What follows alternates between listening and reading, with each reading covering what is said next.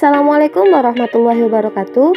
Halo semuanya, perkenalkan nama saya Sinta Dwi Mandanining dengan nomor induk 202070055. Pada kesempatan kali ini, kita akan belajar tentang klasifikasi makhluk hidup, mata pelajaran IPA kelas 7 SMP.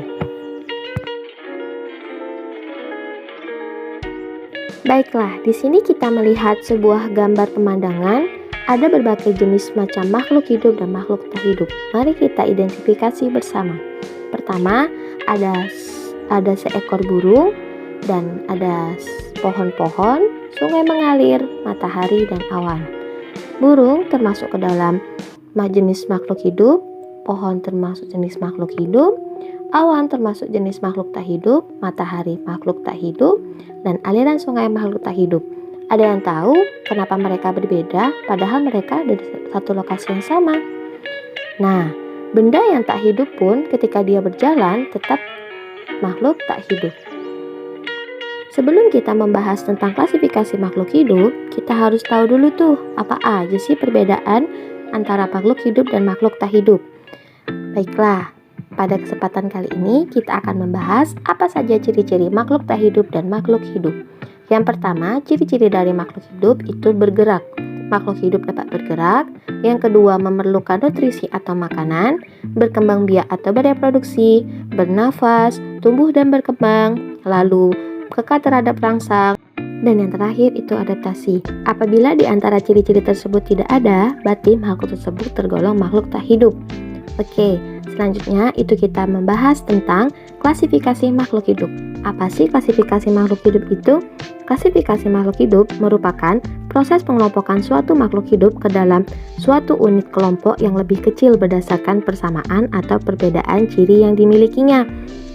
Baiklah, di sini sudah ada dua gambar, yaitu ikan dan ayam.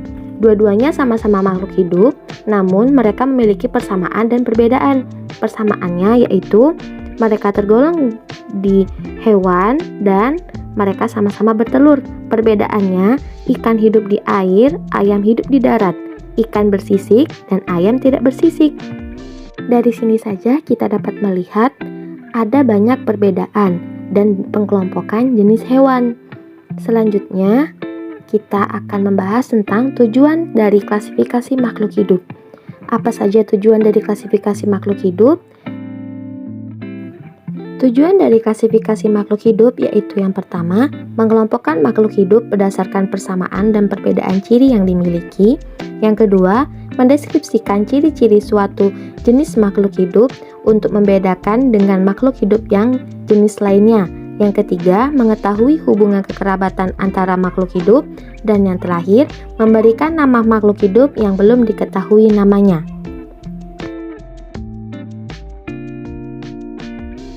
Selanjutnya yaitu yang akan kita bahas tentang dasar-dasar klasifikasi makhluk hidup. Apa saja dasar-dasar di dalam klasifikasi makhluk hidup? Yang pertama, klasifikasi makhluk hidup berdasarkan persamaan dan perbedaan yang dimilikinya. Yang kedua, klasifikasi makhluk hidup berdasarkan ciri bentuk tubuh atau morfologi dan alat tubuh atau anatomi. Dan yang ketiga, klasifikasi makhluk hidup berdasarkan manfaat, ukuran, tempat hidup, dan cara hidupnya.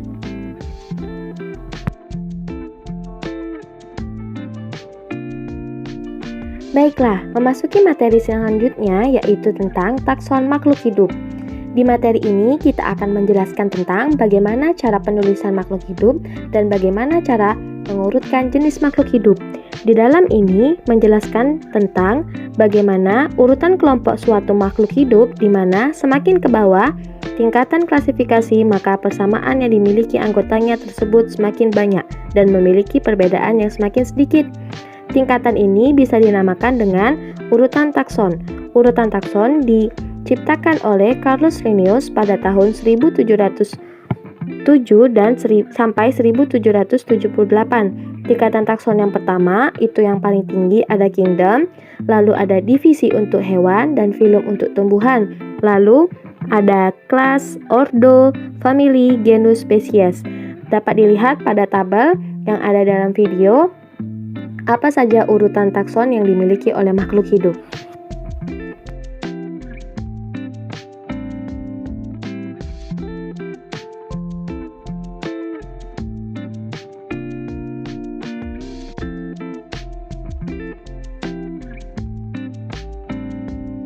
Materi yang selanjutnya yaitu pengelompokan makhluk hidup.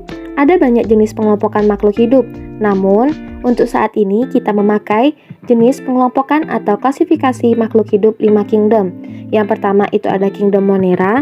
Kingdom Monera memiliki salah satu ciri-ciri yaitu mikroskopis dan prokariot. Contohnya yaitu ada Archaebacteria dan Eubacteria. Kingdom Protista salah satunya memiliki ciri-ciri uniseluler, multiseluler, eukariot, dan contohnya ada Protista dan Alga. Kingdom Fungi memiliki ciri-ciri mikroskopis dan makromikroskopis eukariot, dan contohnya ada Saprofit dan Symbiosis. Selanjutnya ada Kingdom Plantae. Kingdom Plantae ini bisa juga disebut dengan kingdom tumbuhan, memiliki ciri-ciri multiseluler, autotrof atau fotosintesis. Contohnya ada lumut, paku, dan tumbuhan yang lainnya. Selanjutnya yaitu kingdom Animalia atau bisa disebut dengan kingdom hewan. Materi selanjutnya yaitu ada proses klasifikasi makhluk hidup. Yang pertama itu ada kunci determinasi. Kunci determinasi adalah uraian keterangan tentang ciri makhluk hidup yang disusun berurutan mulai dari ciri umum hingga ke ciri khusus.